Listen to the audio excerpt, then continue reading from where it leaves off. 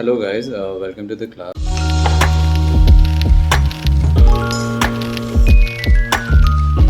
और मैं आप सभी का स्वागत करता हूँ इस एक और नई वीडियो पे। और आज के वीडियो पे हम सीखेंगे नैप बार कैसे बनाते हैं। नैप बार क्या होता है ये मैं एक बार बता देता हूँ आपको।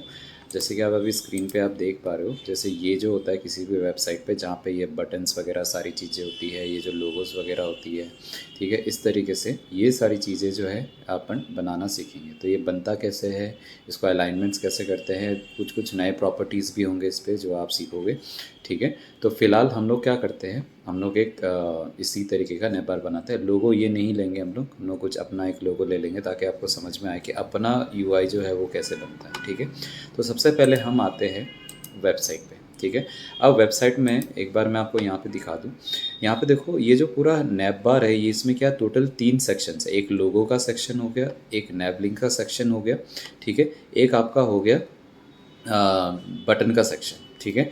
तो ये चीज़ें जो है सबसे पहले हम इसका स्ट्रक्चर कैसे लिखते हैं वो समझते हैं। तो सबसे पहले हम देंगे मेन कंटेनर, और मेन कंटेनर का नाम है नैप बार, ठीक है, नैप बार। अब नैप बार के अंदर में 3 सेक्शंस है। मैंने क्या क्या बताया था आपको। एक तो हो गया लोगो का, ठीक है, दूसरा हो गया अपना नैप लिंक्स का, ठीक है, और तीसरा हो गया अपना बटन्स का, ठीक है। तो ये अपने जो हैं ये अपने 3 सेक्शंस है जो अपन यूज़ करेंगे। अब सबसे पहले जो है लोगो। अब लोगो के अंदर जो है वो हम क्या लिखेंगे, सबसे पहले img इमेज डॉट नैप लोगो, ठीक है। अब देखो यहाँ पे मेरा इमेज टैग आ गया। अब इमेज टैग में हम यहाँ पे देंगे लोगो। अब लोगो के लिए आप क्या करोगे, इमेज का एक फ़ोल्डर बनाओगे और वहाँ पे अपना जो भी लोगो रहेगा उसका नाम आप ले लोगे, ठीक है। अब जैसे मेरा ये लोगो तो मैं ये यूज़ करूँगा, ठीक है।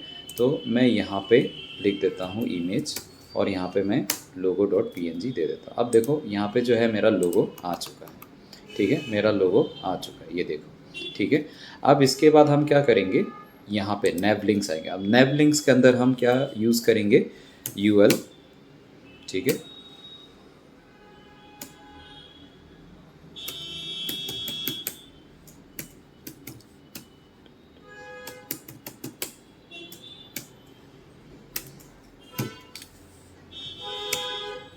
ठीक है, अब यहाँ पे हम दे देते हैं। अब जैसे यहाँ पे आ रहा है home project service contact us, ठीक है, ठीक है।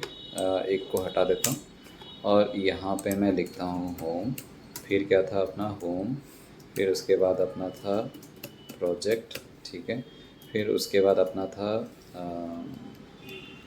सर्विस, फिर अपना है कॉन्टैक्ट अस, ठीक है। ये हो गए अपने नैप लिंक्स। अब बटन में अपने पास कौन कौन से, एक साइन इन हो गया, एक साइन अप बटन हो गया, ठीक है। तो साइन इन बटन कैसे यूज़ होगा, अब यहाँ पे हम यूज़ करेंगे बटन, ठीक है, और बटन यहाँ पे हम देंगे साइन इन, ठीक है, और यहाँ पे हम क्लास दे देंगे इसको साइन इन ptn, ठीक है। और सेम इसी तरह यहाँ पे हम दे देंगे इन की जगह आउट कर देंगे, साइन आउट, और यहाँ पे हम दे देंगे, ठीक है। हर चीज़ का क्लास जो है, नेम जो है वो रिलेटेबल होना चाहिए, ठीक है। अब ये जो है अपना जो नैप बार है वो अपना तैयार हो चुका है। अब इसको हम सेट कैसे करेंगे वो भी लाइव देख के। तो हम क्या करेंगे, राइट क्लिक करेंगे, राइट क्लिक करके इंस्पेक्ट पे जाएंगे। इंस्पेक्ट पे जाते ही आपके पास में इस तरीके से पूरा स्ट्रक्चर आ जाएगा, ठीक है। मैं इंस्पेक्ट पे जाके इसीलिए करूँगा ताकि ये ज़्यादा इजी रहता है, क्योंकि आप देख सकते हो कि आप क्या क्या चेंजेस कर रहे हो, उससे क्या क्या इफेक्ट हो रहा है। अब जैसे मैं सबसे पहले नैप बार को सिलेक्ट करूँगा, नैप बार पे क्लिक किया। नैप बार पे क्लिक करने के बाद आपको जाना है यहाँ पर, ये दिख रहा प्लस का साइन, यहाँ पे आपको क्लिक करना है। क्लिक करते देखो डॉट नैप बार से ऑटोमेटिकली क्लास तैयार हो गई। अब आप यहाँ पे क्लिक करोगे, यहाँ पे क्लिक करके लिखोगे डिस्प्ले, और यहाँ पे जाओगे फ्लेक्स। बिल्कुल ये वैसे ही काम करता है जैसे आप VS कोड में CSS यूज़ कर रहे हो, ठीक है। अब आप बोलोगे कि सर आप यहाँ कर रहे हो तो फिर आप CSS का फ़ाइल क्यों बनाया। अभी जो भी मैं यहाँ पे कोड्स वगैरह लिख रहा हूँ वो चीज़ मैं कॉपी करूँगा, वहाँ पेस्ट करूँगा, क्योंकि वहाँ पे मैं जाऊँगा, पेस्ट करूँगा, चेंजेस करूँगा, यहाँ के देखूँगा, बहुत ज़्यादा टाइम कंज्यूमिंग है। तो यहाँ पर देख के हम ज़्यादा ईजिली काम कर सकें। अब जैसे मैंने यहाँ पर डिस्प्ले फ्लेक्स दिया तो ऑटोमेटिकली मुझे उसका रिज़ल्ट दिखने लग गया, ये देखो, ठीक है। फिर उसके बाद हम यहाँ पे देखो इसको हम बिल्कुल साइड बाय साइड करेंगे। तो साइड बाय साइड कैसे करेंगे, यहाँ पे हम एक प्रॉपर्टी यूज़ करेंगे जो कि है जस्टिफाई कंटेंट। ठीक है, जस्टिफाई कंटेंट, यहाँ पे बहुत सारे ऑप्शंस है। देखो पहले हो गया सेंटर, सेंटर करते ही देखो सेंटर पे आ गए सारे। एंड पे किया तो सारे एंड पे आ गए। फ्लैक्स एंड किया तो भी एंड पे, फ्लैक्स स्टार्ट किया तो भी एंड पे, और लेफ्ट किया तो लेफ्ट में ही रहेगा। नॉर्मल नॉर्मल राइट कुछ नहीं, राइट पे हो गया तो उस साइड।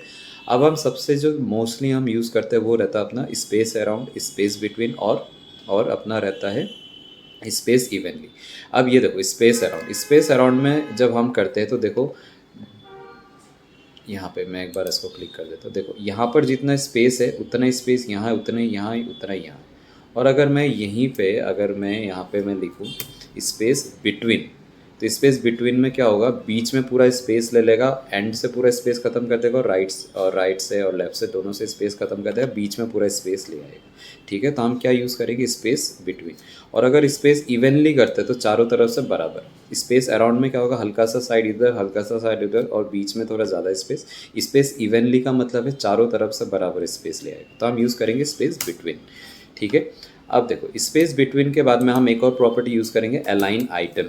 अलाइन आइटम देखो, अब यहाँ पे बेस लाइन, तो बेस लाइन हो गया देखो एकदम नीचे। ठीक है, सेंटर हो गया बिल्कुल सेंटर पे, एंड हो गया बिल्कुल एंड पे, और सेंटर ये देखो, तो सेंटर करना है हमें। ठीक है, सेंटर कर दिया। सेंटर कर देने के बाद अब देखो ये वाला जो अपना पार्ट है ये हो गया पार्ट अपना तैयार। ठीक है, अब इसको हम करेंगे कॉपी। ठीक है, कॉपी किया। कॉपी करने के बाद पे हम यहाँ पे CSS पे जाएंगे, और यहाँ पे सॉरी ये पिछले क्लास का, इसको हम पेस्ट कर देंगे जो हमने वहाँ से कॉपी किया था। ठीक है, अब देखो मैं चाहे इसको जितना ही आप रिफ़्रेश कर लूँ ये यहीं के यहीं रहेगा, और ये मेरे को बता भी रहा है कौन सा फाइल का नाम क्या है और कौन से नंबर लाइन पे। अब देखो ये 1 नंबर लाइन पे, तो ये बता भी रहा है कि 1 नंबर लाइन से ये चालू है। ठीक है, अब ये हो गया। अब आते हैं इस वाले पे। ठीक है, लिंक्स पे आ जाते हैं। ठीक है, अब हम यहाँ पे जाएंगे, ये देखो नैव लिंक्स, नैव लिंक्स पे देखो यूएल, तो पेरेंट कंटेनर कौन है, ये है लिंक्स। इसको हम क्लिक करेंगे, और क्लिक करके ये देखो आ गए यहाँ पे क्लास में। ठीक है, अब क्लास में वापस से हम क्या देंगे, डिस्प्ले फ्लेक्स। देखो डिस्प्ले फ्लेक्स करते ही ये बिल्कुल एक लाइन पर आ गए। लाइन पे आने का तो हम क्या करेंगे, यहाँ पे एक प्रॉपर्टी यूज़ करेंगे नया, वो है उसका नाम गैप। गैप हम तब इस्तेमाल करते हैं जब हमें उसके बीच में स्पेस देना। तो गैप दिया हमने, यहाँ पे हमने दिया 20 px, ये देखो। ठीक है, ये देखो जितना बढ़ाते जाओगे उतना ये गैप होता जाएगा। ठीक है, अब देखो यहाँ पे डॉट डॉट्स आ रहे हैं। इस डॉट को हटाने के लिए हम एक प्रॉपर्टी इस्तेमाल करेंगे जिसका नाम है लिस्ट स्टाइल टाइप। जो मैंने आपको जब यूएल सिखा रहा था उसमें मैंने टाइप लिखा था, नन लिखा था, वो ऐसे काम होता है। CSS में हम लिखते हैं लिस्ट स्टाइल टाइप, और यहाँ हम लिख देंगे नन। देखो नन लिखते ही ये सारी चीज़ें गायब हो गई। ठीक है, और इसमें हल्का सा हम दे देंगे फॉन्ट साइज़। फॉन्ट साइज़ किस लिए काम आता है, ताकि इसको बड़ा छोटा कर सके। तो एक आइडियल साइज़ अपना रहता है 18 पिक्सल का। ये देखो, अब इसको जितना बढ़ाओगे उतना बढ़ता जाएगा। तो 18 पिक्सल रखो या फिर इतना रखो। ठीक है, ये हो गया। अब इसको हम क्या करेंगे, कॉपी करेंगे। ठीक है, कॉपी किया। कॉपी करने के बाद में हम यहाँ पे एंटर करेंगे और यहाँ पे पेस्ट कर देंगे। अब देखो ये कितने नंबर से शुरू हो रहा है, 7वें नंबर लाइन से। तो ये ऑटोमेटिकली, ये देखो मैंने इसको रिफ़्रेश किया, रिफ़्रेश करते देखो स्टाइल फाइल का नाम आ गया और 7वां नंबर लाइन। तो ये आपको यहाँ से आइडेंटिफाई हो जाता है कि कितने नंबर लाइन पे आपको ये मिल जाएगा और फाइल का नाम क्या है। ठीक है, तो ये सारी चीज़ होगी। ये हो गया अपना लिंक्स का। अब आते हैं बटन्स पे। अब बटन का कलर मुझे लेना है। बटन का कलर लेने के लिए मुझे ये कलर लेना पड़ेगा। तो मैं कैसे लूँगा, राइट क्लिक करूँगा, इंस्पेक्ट पे जाऊँगा।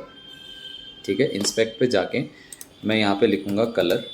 ठीक है, और यहाँ पे मैं कुछ भी एक कलर दे दूँगा। ठीक है, कलर रेड दे दिया। अब इस पर जो देखा कोने पे, अब इस पर मैं क्लिक करूँगा। क्लिक करते देखो यहाँ पर एक कलर का सिलेक्शन का ऑप्शन आ गया।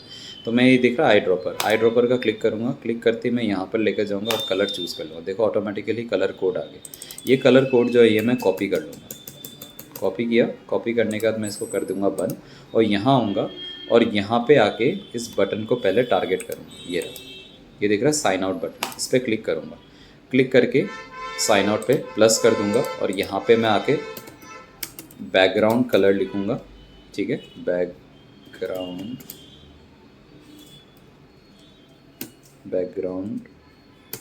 कलर, और यहाँ पे जो कलर कोड मैंने कॉपी किया था वो मैं पेस्ट कर दूँगा।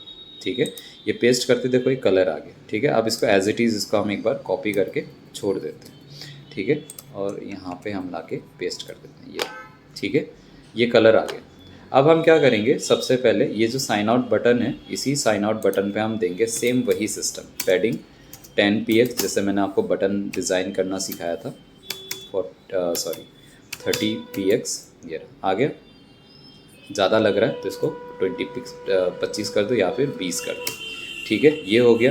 फिर हम देंगे कलर वाइट, ठीक है, वाइट हो गया, ठीक है। और क्या नाम है, background sorry border none, but border sorry call आ गया था, बॉर्डर नन, ठीक है, बॉर्डर नन कर दिया, ठीक है। बॉर्डर नन करने के बाद पे, ठीक है, बॉर्डर नन करने के बाद पे देखो सारा बॉर्डर यहाँ से जा चुका है, ठीक है। पैडिंग हम थोड़ा सा बढ़ा सकते हैं, ठीक है। पैडिंग यहाँ पे हमने जैसे ही क्लिक करा, ठीक है, थोड़ा सा हमने यहाँ पे बढ़ा दिया, इसको 15 कर दिया, इसको थोड़ा सा चौड़ा कर देते हैं, ठीक है। अब ये वाला जो पार्ट है इसको हम क्या करेंगे, कॉपी करेंगे, कॉपी करके यहाँ पे इसको रिप्लेस कर देंगे। तो अपना जो बटन है ये तैयार है। अब देखो बस फ़र्क इतना है, ये वाला बटन जो है ये भी सेम रहेगा, बस फ़र्क इतना है कि इस पर ये थोड़ी सी प्रॉपर्टी चेंज हो जाएगी। तो हम क्या करेंगे, ये जो क्लास है, ये बटन साइन इन बटन, इसको कॉपी करेंगे, कॉपी करके यहाँ पे हम पेस्ट सॉरी यहाँ पे हम पेस्ट कर देंगे, कर्ली ब्रैकेट देंगे, और ये सारी चीज़ें हम क्या कर लेंगे, कॉपी कर लेंगे। और कॉपी करके हम यहाँ पे क्या करेंगे, नन कर देंगे, बैकग्राउंड कलर नन, ठीक है।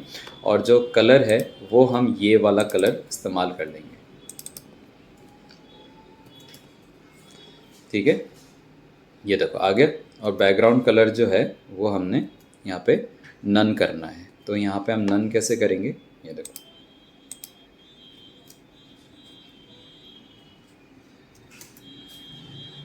ठीक है। एक सेकेंड,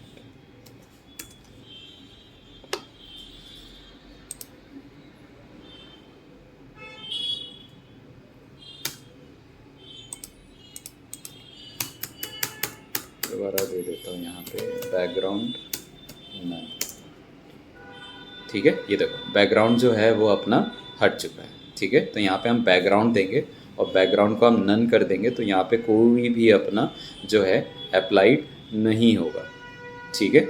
और इनमें हम फ़ॉन्ट साइज़ भी दे देते हैं, फ़ॉन्ट साइज़ हम दे देते हैं 18 px, ठीक है। 18 ज़्यादा हो जाएगा तो हम 16 कर देते हैं, ठीक है। और यही वाला जो प्रॉपर्टी है इसको कॉपी करके हम दोनों में पेस्ट कर देते हैं।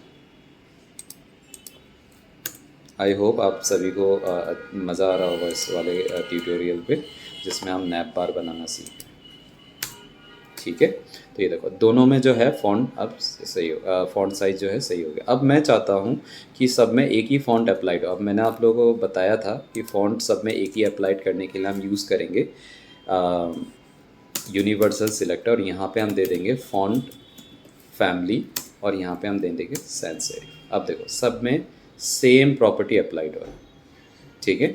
तो ये तो हो गया अपना नैप बार का। अब देखो यहाँ पे साइड में से स्पेसिंग है, तो वो साइड में से स्पेसिंग हम कैसे करेंगे, ठीक है। तो साइड में से हम स्पेसिंग करेंगे, पहले हम दोबारा नैप बार पे क्लिक करेंगे, ये दिख रहा है नैप बार। अब इस नैप बार पे हम क्या करेंगे, यहाँ पे हम देंगे विथ, नैप बार विथ दिया, और यहाँ पे हम देंगे 90%, ठीक है। 90% देते देखो ये यहाँ से श्रिंक हो गया, बट यहाँ से कोई इफेक्ट नहीं है। अब इसको हम सेंटर करेंगे, सेंटर कैसे करेंगे, यहाँ पे हम देंगे मार्जिन, मैंने आपको बताया था मार्जिन से हम चीज़ों को सेंटर कर सकते हैं। तो हम यहाँ पे हम देंगे मार्जिन, और यहाँ लिखेंगे 0 और ऑटो लिख देंगे, तो ऑटोमेटिकली जो है इसका सेंटर पोजीशन ये ले लेगा। अब देखो दोनों तरफ से जो है स्पेसिंग होगा। अब ये जो 90% है, इसको अगर आप कम ज़्यादा करोगे तो ऑटोमेटिकली ये सेट रहेगा, बाकी कोई भी चीज़ आउट नहीं जाएगी। अगर आपको ऐसा लगता है थोड़ा ज़्यादा हो रहा है तो आप इसको कम भी कर सकते हो और ज़्यादा भी कर सकते हो अपने हिसाब से। अब इसको दोबारा से कॉपी करेंगे, आप कॉपी करके आप जाएंगे यहाँ पे नैप बार पे, और यहाँ पे जाके इसको पेस्ट कर देंगे, और ये हो गया आपका नैप बार तैयार, ठीक है। तो कुछ इस तरीके से जो है हम लोग नैप बार तैयार करते हैं। अब देखो यहाँ पे एक प्रॉब्लम आ रही है, ये देखो ये बटन पे कोई बॉर्डर आ रहा है, तो ये जो बॉर्डर है, तो ये बॉर्डर जो है यहाँ पे हम क्या कर देंगे, इसको नन कर देंगे दोबारा से, बॉर्डर ठीक है, ये ठीक है, ठीक है, कभी कभार CSS मिस आउट करता है तो आपको ज़्यादा ऐसे हैक उसको ऑब्वियस नहीं बनाना है। ठीक है, कभी कभार ये कन्फ्लिक्ट करता है, बट ये एक बार आप रिफ़्रेश कर दोगे पेज को तो ये दोबारा सही हो जाएगा। ठीक है, तो कुछ इस तरीके से हमारा नैप बार बनता है। अब ये मैं क्यों सिखा रहा हूँ आपको, क्योंकि हम लोग अभी थ्योरीज़ पे, मैंने आपको जैसे पिछले वीडियोस में बताया था कि मैं ज़्यादा थ्योरीज़ नहीं करवाऊँगा, क्योंकि हम ज़्यादा अभी काम प्रैक्टिकल से करेंगे। अब आपको चीज़ें समझ आ रही होगी कि हम कैसे CSS और HTML का स्ट्रक्चर लिखते हैं और कैसे CSS से स्टाइलिंग करते हैं, जिसके वजह से हमारा जो वेबसाइट है कुछ इस तरीके से दिखने लगता है।